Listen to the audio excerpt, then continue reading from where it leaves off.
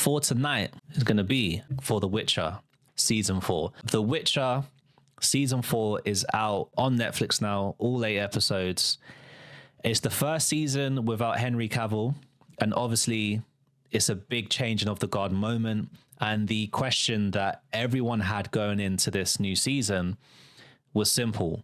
Can the show survive the switch to Liam Hemsworth? And honestly, I think he does a good job. Now, those are huge shoes to fill, and I don't think anyone realistically expected him to surpass Henry's performance as Geralt, because he wasn't just Henry Cavill wasn't just playing that character; he embodied him, his whole aura, and Henry was a big fan of The Witcher. He's read the books. I believe he's played the game, so he understood a lot of the lore and a lot of the stuff behind becoming this character, Geralt.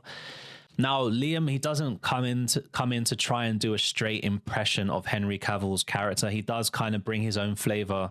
And I felt like the show handles the changing of the guard pretty well, actually. The first episode it basically transitions us into the new Witcher pretty cool. It eases you in without just having like some jump cut from Henry Cavill to Liam Hemsworth.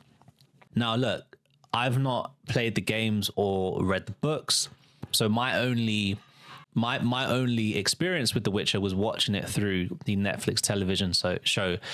And I'll say there was something about Cavill's presence that is rare to see. And in most, like his Superman performance was pretty rare, even though David Corenswet did well as the new Superman. And I think for this character as well, it was more so Henry Cavill's embodiment of Geralt. He had weight, he had that gravitas. Liam doesn't always hit the same level, but it's not a knock on Liam because it's just because Henry Cavill's him. That's the only way to explain it. It's not saying that Liam did anything bad, but yeah, if you know what I mean, you know what I mean. But yeah, what is interesting is that the show doesn't really acknowledge the change in the character at all. The characters just carry on like nothing happened, similar to what Fresh Prince of Bel-Air did when they changed the Art Viv around. But the opening episode does give the adjustment to the viewer. So we see some reenactment there. We see some moments recreated, some iconic moments from the previous Netflix episodes recreated. And I think it actually worked pretty well. Because in my head, I was like, how are they going to transition us to Liam Hemsworth? How are they going to do that? And they do it well. In terms of the worlds, the tone, the monsters, the brutality, the magic, it's all still very much The Witcher. The production quality is still high. Fight scenes are visceral. And, you know, there are some really creative creature designs this season. That part of The Witcher hasn't fallen off. Where things slip for me, though, is the story structure, especially in the first half. The early episodes, I was bored. Then the middle just is extremely lackluster. You've got like 3 main storylines that are happening at the same time. So you've got Geralt searching for Ciri. You've got Ciri's journey with the rats. And then you've got Yennefer preparing to fight Vilgefortz. And you've got all of these 3 storylines happening at the same time. And instead of like weaving together, it feels like 3 separate shows running at the same time. Individually, they're not the best, but they're cool. Like you'd be like, all right, yeah, whatever.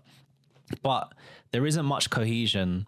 And it's not until like episode 6, bear in mind, this is an 8-episode series, where the show, in my opinion, starts to find its groove again. And it starts feeling like The Witcher.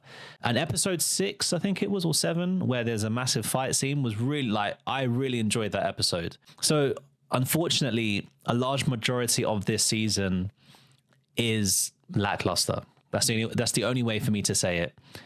And the only way I can put it is that it feels like a setup season building towards season 5, which is going to be the last season of The Witcher. Character-wise, Ciri's arc didn't really hit for me this season.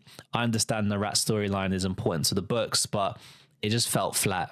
I didn't feel any urgency, any growth or anything like that. And I could have done without that, to be honest. I wasn't really invested with her group or what was happening.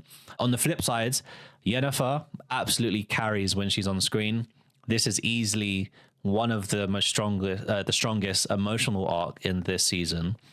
And she's preparing for this inevitable confrontation with Vilgefortz, and she's rallying people, she's training people. And when things finally kick off, the sequences are some of the most engaging moments of the whole season.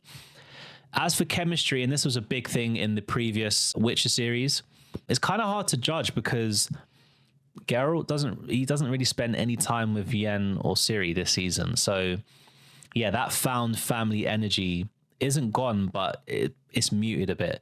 Action-wise, though, no complaints. When it happens, it's still brutal, still feels expensive. They didn't cheap out on the CGI and stuff. Pacing and writing, like I said, the first 5 episodes felt bloated and sluggish. There's no way around that feeling, unfortunately. But once the show gets moving towards the end, it definitely starts to pull itself together. And it finishes somewhat strong enough for where I do want to see this end. Just about. So the bottom line is, if you're already invested in The Witcher, stick with it. You know, this season doesn't totally collapse. Liam Hemsworth shows that he can be Geralt, even if us viewers are still adjusting. I'm not saying he matches Henry Cavill at all, but I still think he did a good job. It feels more of like a transitional chapter and preparing us for the final events in season 5. In saying that, they really have to knock season 5 out of the park for me. You can't have more than half a season being lackluster and boring and just waiting for the final 3 episodes to carry it. I really need season 5 to be boom, boom, like banger after banger episode. So look, I'm curious to see where